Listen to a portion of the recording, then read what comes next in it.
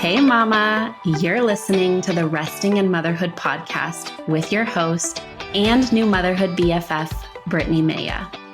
I'm a certified infant sleep specialist, but more importantly, I'm a mama navigating my own motherhood journey right alongside you.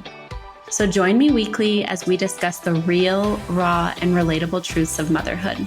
We'll touch on everything from the ugly and difficult things we think but are afraid to say out loud, to the beautiful moments that uplift us and bring us so much joy in motherhood. So go ahead, take a deep breath, embrace the chaos, and join me for heartwarming conversations that'll leave you feeling understood, inspired, and ready to tackle whatever motherhood throws your way.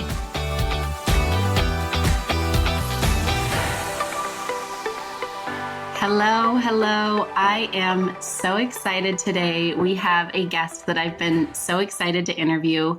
We have Dr. Julie Franks, and I will just have you jump in right now, Dr. Julie, and introduce yourself. Hi, I'm Dr. Julie. I am a therapist for moms, and I also support moms in the online space with resources and tools to help with the overwhelming parts of mom life. And my goal is to help everyone feel supported in motherhood and feel like motherhood doesn't have to be about burnout and being stressed out and being tapped out, that it can really be something enjoyable and fun. We just have to find out how to show up for ourselves and make that happen. I love that, and I love your message. And I also have to say that she is wearing her In My Co-Sleeping Era shirt, which made me so happy. But I also want to say, just kind of bring up shortly that we chatted before we started recording and just talking about how I love how honest you are about how motherhood can be hard, but then you just followed that up right now by saying that it can be enjoyable. And I think that that's such a beautiful thing to say, that we can admit that it's hard. We can admit that things aren't working. And that doesn't mean it has to stay that way, that we can make it enjoyable while still acknowledging that it's really hard. Yes. We don't want to stay stuck in being hard. And I think the reason a lot of us are there is that admitting it feels so difficult, right? Like if to say this is really hard for me, it often feels like we're saying I'm failing. But what we're really saying is like there's something that needs to change. And there's nothing that we're doing wrong. It's just that this world and this life isn't made to make motherhood easy. And that's what we expect. And so when we can be really honest with ourselves about that, we have the chance to change things. And that's a huge strength and something that people don't realize enough. Totally. And I'm going to piggyback off of that because I'm sure we could all learn so much from you and ask you how you are currently finding rest in motherhood. I know, right? Rest is just like that elusive word, and I knew you were going to ask me this. You prepared me. So I have been thinking a lot about that. And I think for me, rest is about mental rest. I really need mental rest. You know what it's like. I'm sure everyone listening knows too. Being a mom is just nurturing someone else all the time. And that takes a lot out of our physical and our emotional energy and our mental energy. And then I'm also a therapist, so I'm nurturing other people as a part of my work. And I love doing that, and I don't want to stop doing that. But what it means for me is that when I need rest, I need my brain to just be like silent.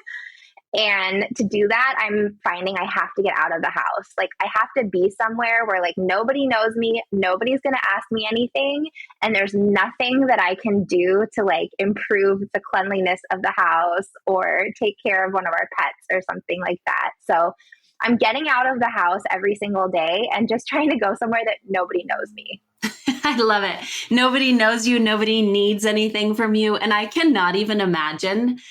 I can a little bit because since I do work with families with baby sleep, I often joke that I feel a little bit like a therapist, right? As I'm working with these very tired, stressed out parents. But I cannot imagine taking on the mental load of caring for yourself, caring for your partner, caring for your child, and then taking on that huge mental load of caring for your clients, your therapy clients. Like that, I cannot imagine. So kudos to you. Oh, thank you. I mean, you're definitely in it too. And I think a lot of women are there, right? That's, I think, why we're so tired, why we're so burned out is that we're just wired to nurture, and it feels great to us, but it also wears us out. And that's okay. That's why we're talking about being so honest, right? Totally, totally. So I want to jump in. When I found your Instagram page, one thing that really stood out to me was how candidly you talk about anxiety and motherhood, because I am 100% an anxious mom. I would probably say I had a little bit of anxiety before motherhood, but then once motherhood came, it's like a whole new level. And I will say, 4 years into motherhood, I feel like I have a pretty good handle on it now. But so I just want to ask you, what is mom anxiety? So, mom anxiety is really what you would think it would be, right? So, it's anxiety that moms are experiencing. And for some moms, that's a little bit what you described. You're an anxious person, you have these anxious tendencies, and it was okay. But then you became a mom and your anxiety skyrocketed.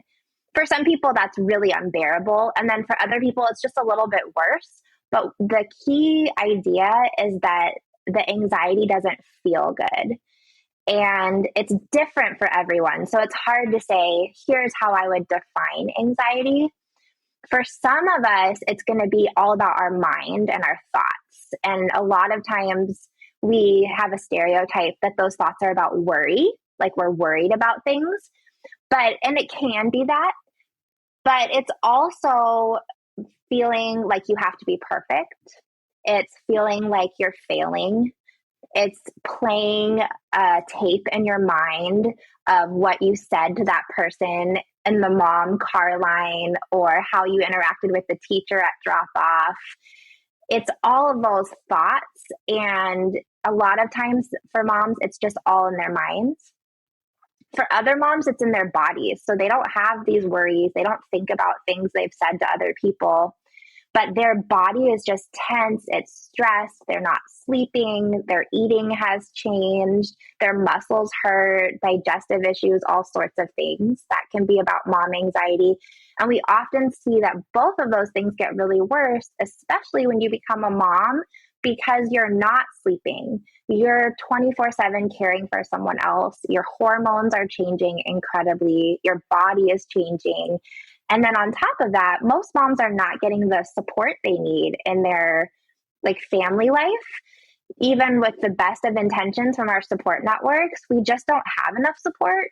We often don't have that village. And so because of that, our anxiety just skyrockets, and it's really, really hard.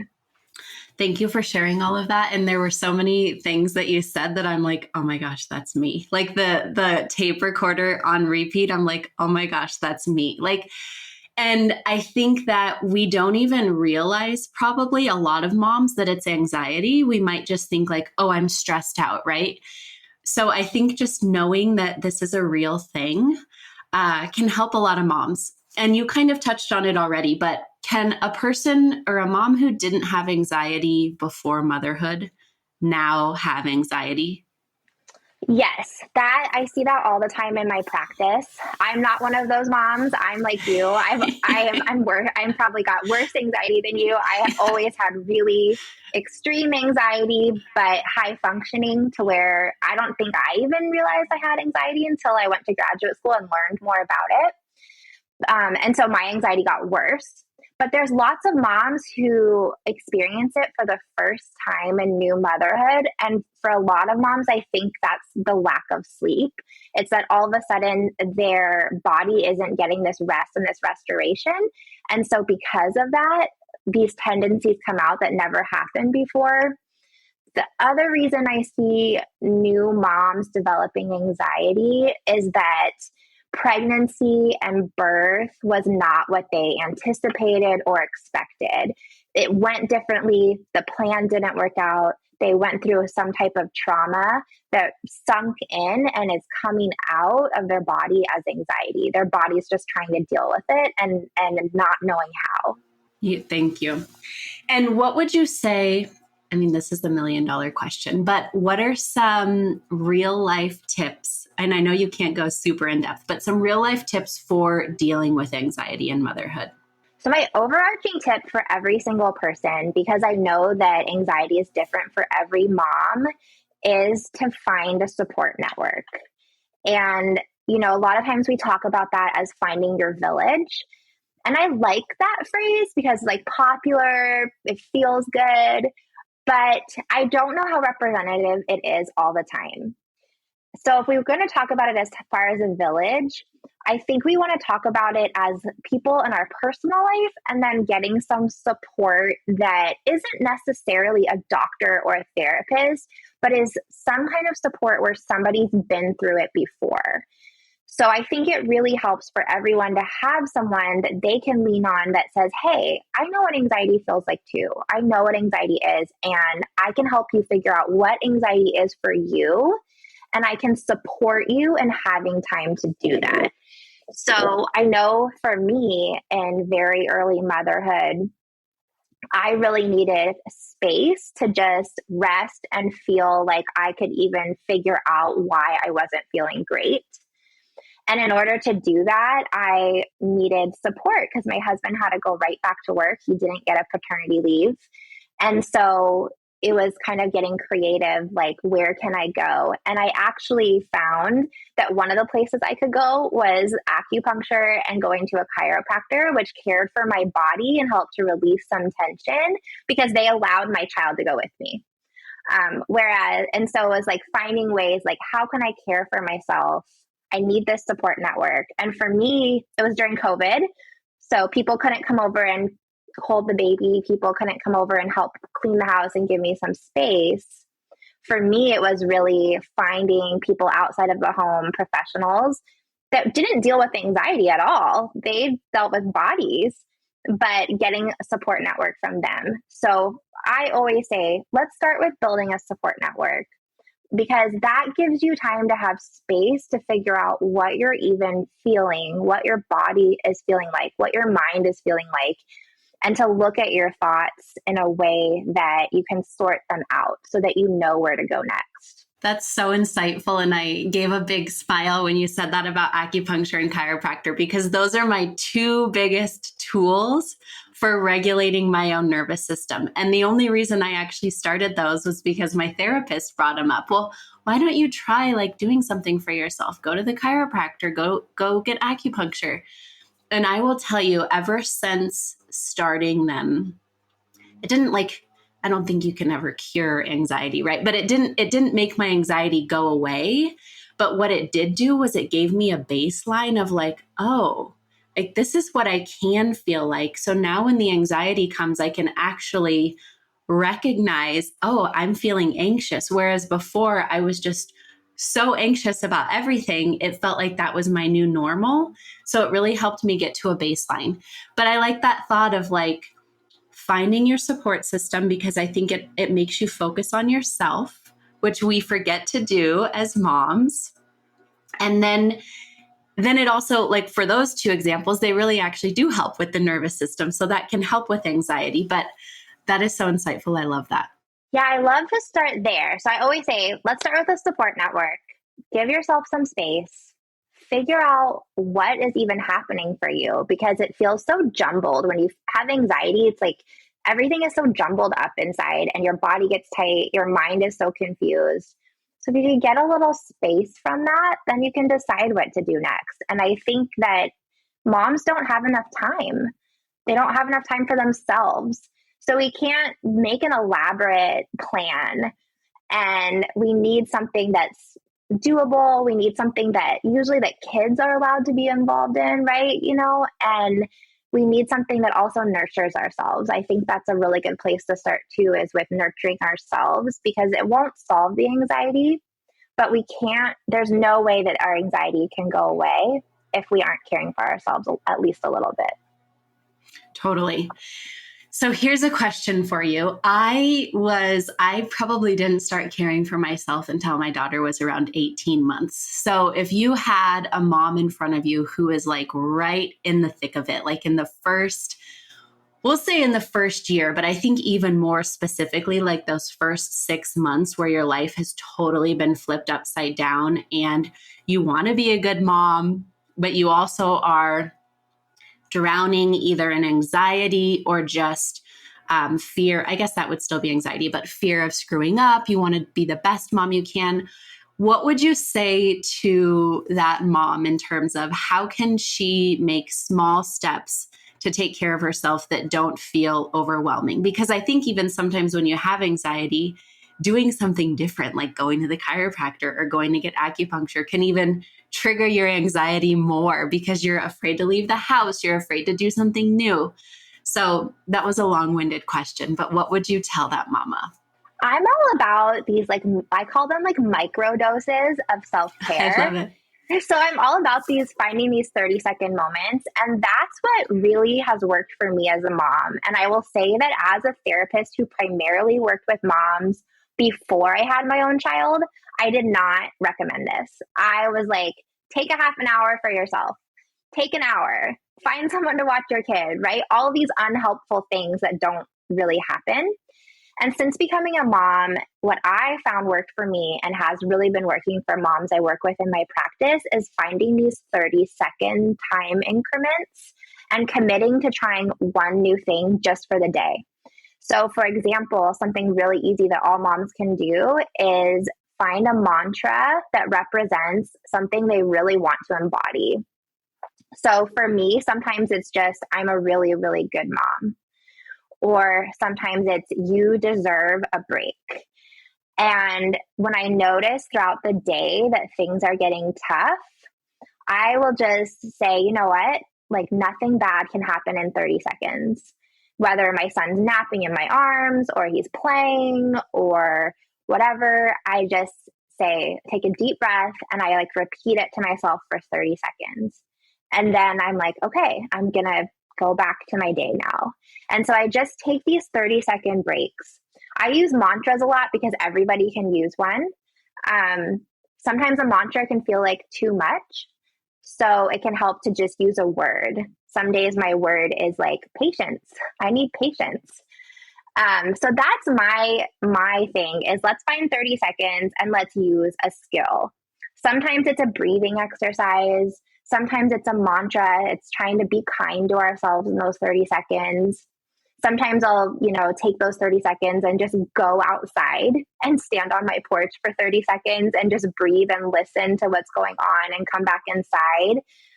But the 30 seconds work. It doesn't seem like that much time, but if you think about it a little differently, instead of 30 seconds of self-care, if you think about like 30 seconds of your child having a tantrum or your baby crying, it can feel like an eternity. Or at bedtime when they're taking 3 hours, it feels like, to fall asleep, and it's really 10 minutes, right? Yeah. So it's like, there's times where motherhood kind of sucks and the 30 seconds feels like forever. And so if we flip that script and we say, we can use this forever 30 seconds as a way to care for ourselves, do that 3 or 4 times in the day. Notice when you're starting to get worked up and just be like, okay, here's my 30 seconds. If you have a Siri or an Alexa, tell them to set a timer and just focus on yourself for those 30 seconds. And then go give yourself permission to go back for the day and notice how you feel. That's all it takes is these 30 seconds. You don't need a half an hour. You don't need the ability to go run a mile. You don't need the ability to even have time to walk around the block. You just need 30 seconds. And that is enough time to reset. And that is what I use every day. That's what I teach moms to use. And it really, really works. That's so powerful, because I do think even moms who are moms and they're giving this advice, like, take some time for yourself. And I would say maybe I'm even a little bit guilty of that too. But the 30 seconds is so powerful because we can all find 30 seconds in the day. And I'm a big mantra. My current mantra right now with a toddler who likes to scream and whine and do all the toddler things is her emergency isn't my emergency. Meaning I don't have to let my nervous system go way up the charts just because hers is. I can stay calm. I'm safe. She's safe. So, and I will say mantras are a huge help. So, and like you said, it doesn't have to be the mantra, but I love that 30 seconds. One specific question that we have to talk about, because I obviously work with baby sleep, is sleep anxiety. And I see it so much with the families that I work with. And I will say my thought around why sleep anxiety happens is a little bit twofold. First, because we're given these unrealistic expectations about what baby sleep should look like. So then we're constantly trying to compare our baby to the internet or the other babies in the Facebook moms group, whatever the case may be. But also, we lose a lot of control over our lives when we become moms. And for some reason, I think that we have this thought that sleep is something we can control, which we know that we can't control it. But I think that sleep becomes this thing that we can track, right? Like we start feeling like we can control it, but then we actually spiral further into sleep anxiety. So if you would just dive a little bit deeper there and talk maybe about like why it happens or what we can do to kind of work through it. So I first want to say that I definitely fell into sleep anxiety myself as a new mom. I had lots of plans for what sleep was going to look like. I had no plans to bed share. I had no plans to be nursing to sleep. I had lots of plans. And most women do, because the whole time you're pregnant, people start talking to you about sleep. It's like people just love this topic. And, you know, there's this narrative that as soon as your baby hits 4 months, they just start sleeping through the night. You can teach them to do that. I do know people who have been able to do that, but I was not one of them. And I really fell into that trap myself. So I want to say that first, that I'm approaching this from the perspective of I know how that feels. I also just want to share that we often think of sleep anxiety as like a new mom issue, like a newborn mom issue or a under 12-month mom issue. But in my practice, I work with moms who have 8-year-olds and 9-year-olds who are also stressed about sleep. Sleep is really hard for grown-ups, right? Like if you think about yourself, how well do you sleep? And as a new mom or a toddler mom, you probably aren't getting as restful sleep as you want. But even before you became a mom, was your sleep really all that good? Was your sleep really that healthy? Were you really doing the things you needed to do? And we have the ability to reason and logic. Our kids don't. And so sleep is really hard for them, just like it's hard for us. But we don't expect that. And I think that we put so much pressure on ourselves that when we already tend to be anxious, that pressure feels unbearable. Because anxious moms tend to want to do things really, really well. The anxiety comes from a good place. It's not always harmful. Not everything about anxiety is bad. We are worried about our baby's sleep. We are stressed about it. We're obsessing about it because we want them to sleep well. We want to get rest. We want them to get rest. We want people to get off our back. And we want to play into this narrative of what we expected. So I think that when you're already somebody that worries about what you've said to somebody, that worries about what somebody thinks, that tries to do everything right so that you don't have to worry about doing something wrong, that when your baby's then not cooperating with this plan that they don't know anything about, it feels terrible. And then on top of that, you're not getting good sleep when your baby's not getting good sleep, right? Or your baby's not sleeping through the night. You're not sleeping through the night. And that tends to fall on the moms. And when our threshold for rest is low, anxiety skyrockets. We see mental health emergencies in moms because they're not getting enough sleep. And I think that can be really scary to hear as a mom. But it's so hard to be gentle with yourself when you haven't had any rest. And that just perpetuates the cycle. So you're in the cycle of being worried about sleep, feeling like you're failing. And for whatever reason, I think the biggest thing for moms is that we feel like it's our fault. We internalize that. I've never had a dad come to me and say that they feel like they're failing as a dad because their child isn't sleeping. But I hear that from moms every single week. And I felt that way myself. So I think that that is the biggest part of sleep anxiety, is that we're just so focused on it. And I don't want to say like we should be less focused, because we should care about our child's health. We should care about their sleep. We want to get rest. But the way we're focusing on it is not healthy, I think, as a society. And I think you see that all the time, right? You work really hard to change that narrative, and you were a part of changing that narrative for me. And changing the narrative is a way to get out of anxiety as well. That's so powerful. And it's so true, right? Because when we're already tired and then we go onto Instagram and we see a post that's like, oh, your 6-month-old should be sleeping through the night, or 6-hour stretches. And you're like, I was up every 2 hours last night nursing my baby. Then the spiraling starts. What am I doing wrong? Or a mom who wants to sleep with her baby in her bed because she physically cannot transfer them into the crib. And then she goes on to Instagram and sees a post that is pretty strong, like, if you co-sleep, your baby will die, right? Like, those things are out there, and then those kind of spiral that anxiety too. So to kind of piggyback off of what you said, some of that we can't control, right? Like, we know that we're going to get disrupted sleep probably at least in the first 1 to 2 years of life.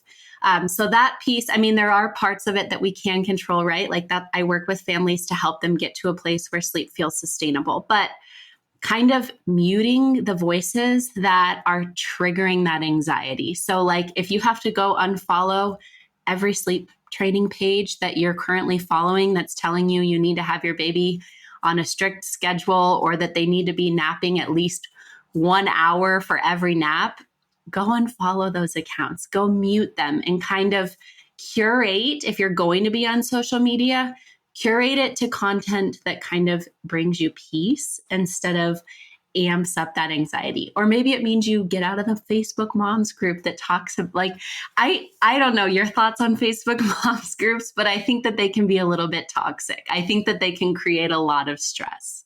I think that too. And I like this idea of curating on social media. And that's something I did myself. The other thing I did, and that I encourage all moms to do, is to curate your support network in real life, right? Like, we are talking about support network as the place to start with anxiety.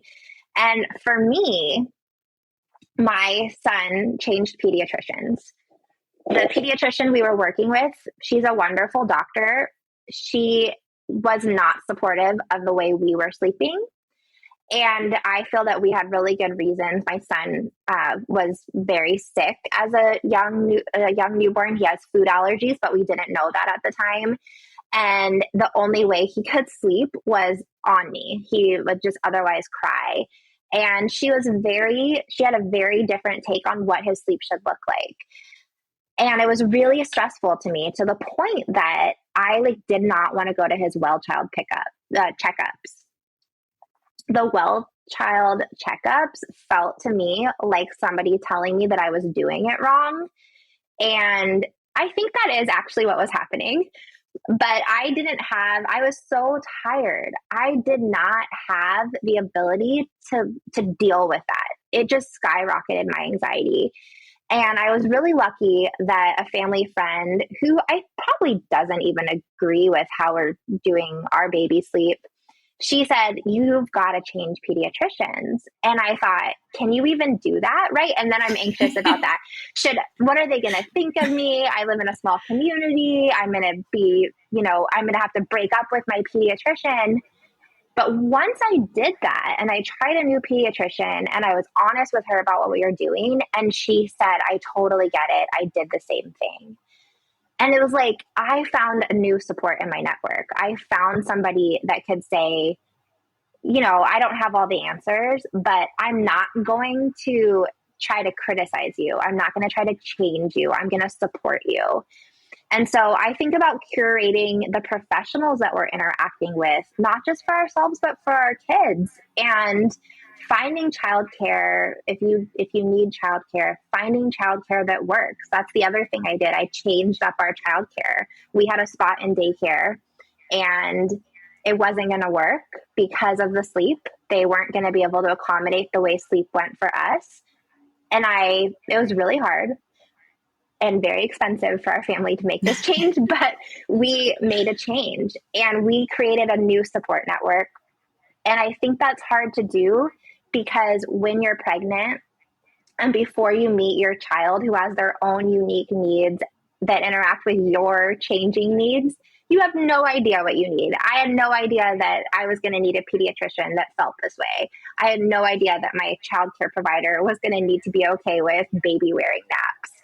And I just had no idea. And most moms don't. And so you can't prepare for everything, which makes sleep anxiety worse, right? We can't really prepare. We don't know how our kid is going to respond. And we can't prepare ourselves very well because we don't even know what we're getting into. And so I think that once we figure it out, then we make these intentional choices of curating in real life and social media. And when we do that, our world changes. Our world becomes a place where we fit in. And that lowers the anxiety.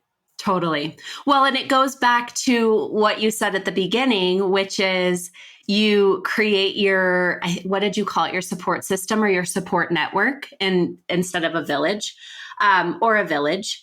But that is so powerful. And I work with so many clients who same thing. They're like, the pediatrician says we have to sleep train the pediatrician. And I'll remind them, the pediatrician works for you. Just like you could fire somebody else that worked for you that maybe just didn't align with you, you can fire a pediatrician. You don't have to make it a big deal. You just switch. And I think that's so important because if going to the doctor's appointment is going to give you anxiety every time because you know sleep is going to be brought up, why not make it an experience that you just get to go check on your child's health? You don't feel like you're being interrogated or shamed for what you're doing. And I also love that about the childcare piece too, because I think so many families feel stuck with, oh my gosh, they won't do this. And I do want to acknowledge that some people, whether it be for financial reasons or like, I know I've had a lot of clients in Canada where it's like cutthroat to like get into some daycares and like the risk of not getting childcare can be hard. So I want to acknowledge that piece. But if you can curate that, I think that's so important. And also, I just have to say, I think that we could make that like a slogan line for motherhood. I didn't know, right? Or what did you say? Like that, I didn't know this before, right? Like we don't. And then it comes and then we grow just like our children are growing. Yes. And the other thing I want to say about the curating is don't try to curate everything by yourself. Like give yourself some empathy for the fact that having anxiety makes life really, really hard. And it also means that life has to get creative, right? So like if you all of a sudden developed a new physical health problem, like you started getting really bad headaches all the time, you might have to make some changes to your life. Like maybe you're going to have to wear sunglasses every time you drive in the car because the light makes it worse. Or maybe you're going to need to change your diet. You're going to make changes in your life and you're going to work around the headaches. You deserve to do that for anxiety too. And so that process of figuring out how your life needs to change because now you're a mom that has anxiety, that can feel defeating and hard. And when you're in the throes of the anxiety, it can also feel like you have no idea what to do. And so if you can be honest with somebody, like you don't have to say, I have anxiety. Sometimes that doesn't feel good, but you can say something like, I feel really stressed. I need to figure out something to do. People love to give advice and their advice might not be very good, but you'll get to decide that. And people will have ideas, right? Like the idea to go to the chiropractor was not my idea. It wasn't your idea for you to go either. Somebody else gave you that idea. And so I think that if we can be open to reimagining what our life is going to look like, that we now have a different sleep situation than we imagined. We now have a different way of feeling in this world, these different emotions than we imagined. If we can be compassionate to ourselves for that, and we can recreate the way our life is structured and structured around that, like we would, I think, for any kind of physical health problem, then I think we can be successful. And life gets easier when you feel like you fit into your life instead of you're trying to force yourself to be someone different to make life work. It's really, I think that's really, really important. I love that. And one last thing I want to talk about in terms of the curating is one thing I find helpful too can be like curating your conversations, right? Like if you have a family member who is avidly against bed sharing or is going to judge you for breastfeeding past 12 months, that's just an example. Maybe you curate your conversations with them, meaning like if sleep gets brought up, you keep it short and simple and you say something like, yeah, sleep is going great, or yeah, there's not really much to talk about there, and kind of curating what you're willing to open up about to people that you know could bring more stress to you. Yes, that is a really good way of setting limits, because you often don't want to be confrontational because it just makes things worse. But at the same time, you've got to shift the conversation. And I would also invite you to have anyone that is in your support network, bring them in on this idea like, hey, every time Aunt Susie comes over, she is so focused on breastfeeding. She makes me feel bad. If I need to breastfeed, I'm going to go to another room. I need you to shut down conversations that happen when I'm not in the room. If you hear her bring it up, like, can you just ask her about something going on in her personal life to change the conversation? So I think it can help if you're going to be in group settings to get your support network in on it, so that they are also trying to be a buffer for you and you're not feeling like you have to do everything yourself because you're already doing so much. So true. And I kind of got goosebumps thinking about it, because I'm like, there's so much to learn from what we just talked about. But the biggest thing that I'm hearing and is kind of an underlying tone is like that support network is so important that we don't need to do it alone. And I think that we get this in our minds as moms that we have to do it alone. And we need to remember we were not meant to do it alone. We physically can't do it all alone. So finding that support network is, I think, a very big gold nugget from this conversation today. Yeah, I think it's the most essential thing we can do as a mom with anxiety. Because when you have anxiety, you already feel alone. It already feels like you're the only person struggling.